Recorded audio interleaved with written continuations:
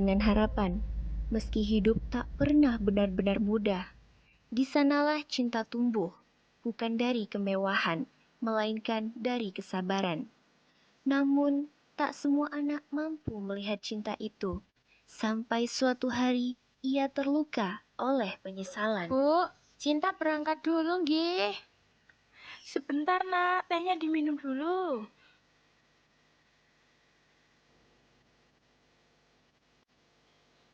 Pak, salim, Pak. Sekolah sing pinter ya, Nduk. Aja kaya bapak. Nggih, boten toh, Pak. Assalamualaikum. Waalaikumsalam. Waalaikumsalam. Hati-hati ya, Nduk.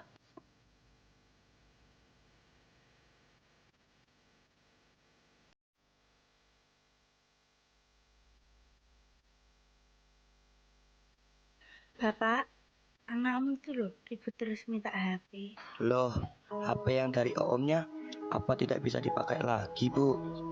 Bisa, Pak. Tapi katanya tiba-tiba sering mati sendiri.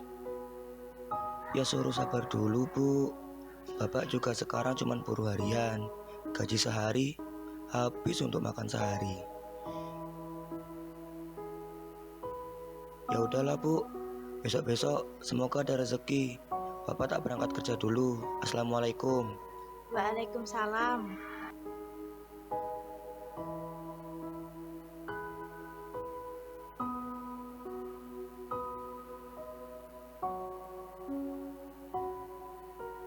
Pagi berlalu, ayah melangkah membawa harapan. Ibu tertinggal bersama kegelisahan. Doa terus dipanjatkan di rumah yang sama. Sementara hidup menuntut tanpa jeda. Dan sore itu, pintu rumah terbuka, mengantar kisah pada luka yang belum selesai. Assalamualaikum, Bu. Waalaikumsalam. Anak ibu sudah pulang sekolah. Lah, ngapa kok cemberut? Sebel, Bu. Seharian ini HP-ku nge-lag terus. Tiap buka aplikasi, pasti mati. Sabar ya, Nak. Sabar terus. Ibu selalu bilang gitu dari bulan lalu. Tapi sampai sekarang mana, Bu? HP-nya juga nggak pernah ada. Nak, ngomong sama ibu tuh yang sopan. Itu mau dari mana? Nggak mau tahu. Pokoknya aku mau HP baru. Aku nggak mau sekolah kalau nggak punya HP. Uang dari mana, Nak? Ibu tuh nggak punya uang kalau untuk beli HP. Nggak mau tahu. Pokoknya HP. Astagfirullah, Nak.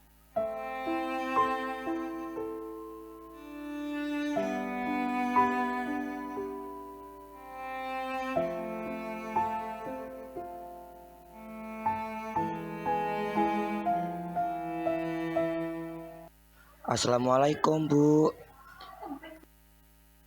Waalaikumsalam. Cinta sudah pulang. Sudah, Pak.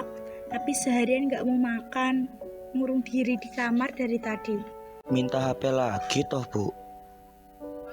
Kalau bapak masih kerja di pabrik, ya masih tak belikan. Lah, bapak sudah di PHK gini. Apa minjem Mbak Titik dulu, Bu? Tapi ibu aja ya. Bapak pekewoh. Permintaan yang terdengar sederhana ternyata menjadi beban yang begitu berat. Di balik wajah tenang seorang ibu, tersimpan kegelisahan yang tak pernah ia ceritakan. Demi kebahagiaan anaknya, ia melangkah meski harus menggadaikan apa yang paling berharga. Permisi, Mbak. Oh iya, Bu. Ada apa, Bu? Monggo, silahkan duduk dulu. Saya kesini mau pinjem uang, Mbak. Loh, yang kemarin kan belum dilunasi. Emangnya Ibu mau pinjem berapa lagi?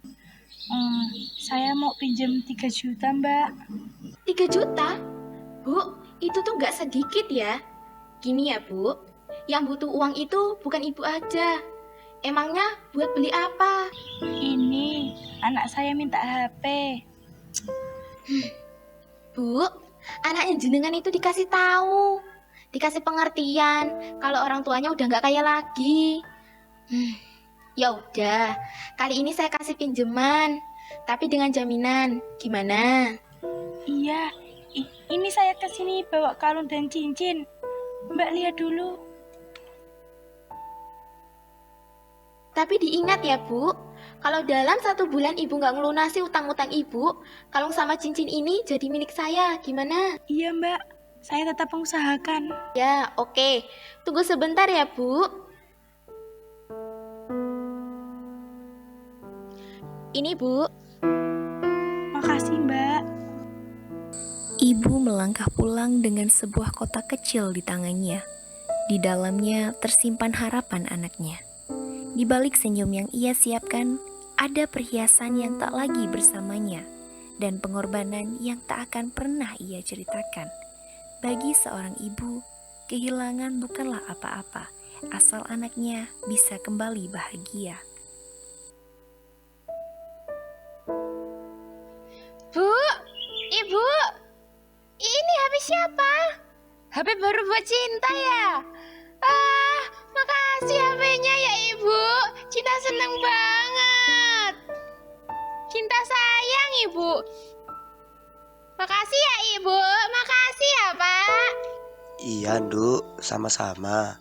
Semangat ya belajarnya. Sekolah yang pinter, buat Bapak dan Ibu bangga ya. Nggih Pak. Tempe lagi.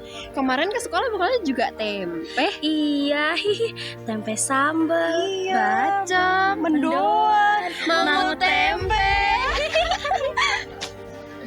Kenapa harus di depan temen-temen Bu? Cinta malu. Zaman sekarang itu minimal makannya ayam goreng.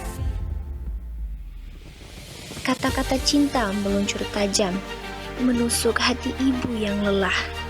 Ia ingin menjawab, ingin menjelaskan betapa sempitnya keadaan. Namun, ibu memilih diam, sebab ia tahu yang berbicara bukan kebencian, melainkan rasa malu yang belum mampu dipahami cinta. Maka ia biarkan perih itu tinggal di dadanya, sementara kesabarannya tetap ia peluk erat. Dok, kamu kenapa toh? Cinta malu Bu. Tiap hari ke sekolah bekal Cinta tempe terus. Ibu harus bayar 100.000 buat ganti rasa maluku. Dok, ibu ngerti kamu malu. Maafin ibu ya. Ibu belum bisa jadi seperti yang kamu mau.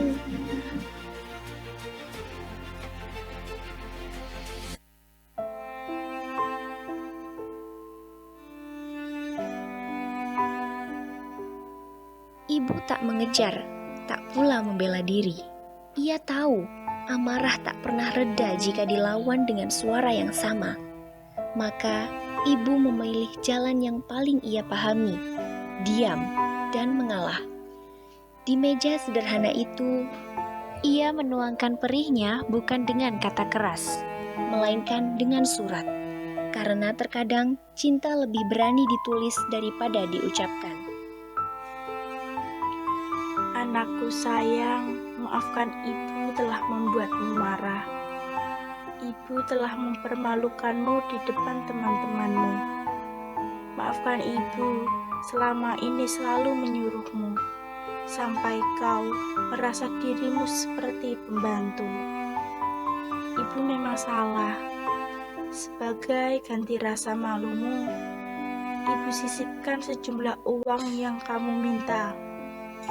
Tapi sekali lagi maaf ya nak, ibu baru punya uang 63.000 dan 37.000-nya akan segera ibu lunasi jika sudah ada nanti.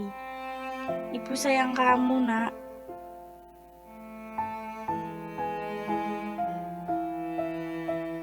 Pagi datang membawa langkah yang masih berat. Di atas tasnya, Cinta menemukan sesuatu yang tak ia duga. Bukan teguran, melainkan kasih yang dibungkus kata maaf.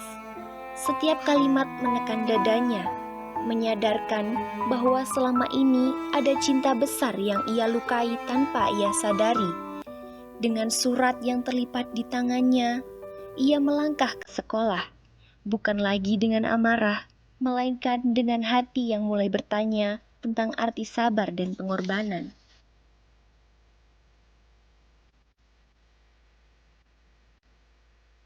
Ada apa sih, Cin? Dari tadi kamu kayaknya gak mood banget. Aku tuh kesel sama ibuku. Setiap hari aku disuruh inilah, itulah. Kan aku capek. Udah gitu, aku kemarin dipermalukan di depan teman-temanku. Berarti aku enak ya, Cin? Gak pernah disuruh-suruh sama ibuku, apalagi dimarahin. Sama sekali. Iya. Berarti ibumu itu sayang banget ya sama kamu. Jadi iri, pengen punya ibu kayak kamu. Iya, kalau kamu mau, nanti tak ajak ke rumah ibuku ya. Iya boleh, aku mau. Cocok itu. Ulfa mengajak Cinta pergi, bukan untuk menunjukkan kelebihan, melainkan untuk memperlihatkan kekosongan yang selama ini ia simpan sendiri. Tanpa Cinta sadari, langkah mereka perlahan menjauh dari sekolah, menuju sebuah tempat yang akan mengubah cara Cinta memandang ibunya. Loh, Fa, kok kita sampai sini? Ini rumah ibuku, Cin. Aku ditinggal ibuku saat aku usia 5 tahun. Aku masih ingat banget muka ibuku. Harusnya kamu itu bersyukur, ibumu masih ada. Jangan disia-siakan. Bersyukur gimana, Ul? Posisinya tuh beda. Aku cuman pengen kayak teman-teman lainnya. Sama, Cin. Aku juga pengen kayak teman-teman lainnya. Pengen menyentuh tangan ibu, disayang ibu. Tapi kamu nggak bisa merasakan posisiku. Aku tuh capek, Ulfa. Mudah, Cin. Mudah untuk mewujudkan keinginanmu itu mudah. Tapi apa untukku? Gak bisa, Cin. Aku gak bisa rasain sayang ibu itu seperti apa. Ini foto ibuku, Cin. Foto ini selalu ke bawah, biar merasa lebih dekat dengan ibuku.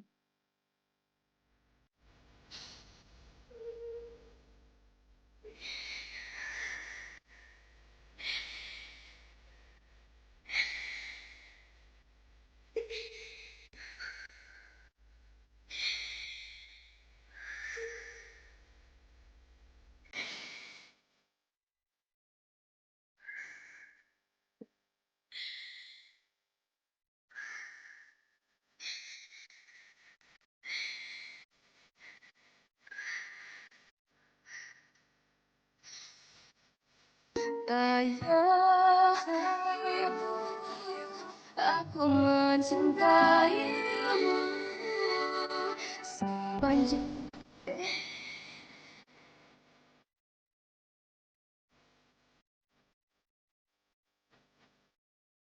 Ayo, Cin, kita pulang.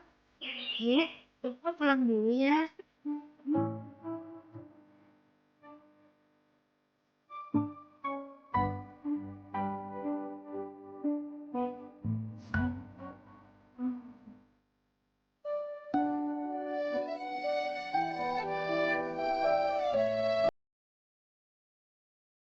Bu, maafin aku. Aku akan melakukan semua yang ibu minta. Dan mestinya aku yang punya hutang banyak pada ibu. Dan sampai kapanpun aku nggak bisa melunasinya. Kita janji, Bu. Kita janji. Gak bakalan nyakitin hati ibu lagi. Maafin Cinta ya, Bu. Seorang anak mungkin bisa melawan, dan seorang ibu mungkin bisa terluka. Tapi Cinta tidak pernah benar-benar menyerah. Hari ini, dua hati yang sempat menjauh akhirnya memilih untuk kembali dan saling memaafkan. Ayah, aku mencintaimu.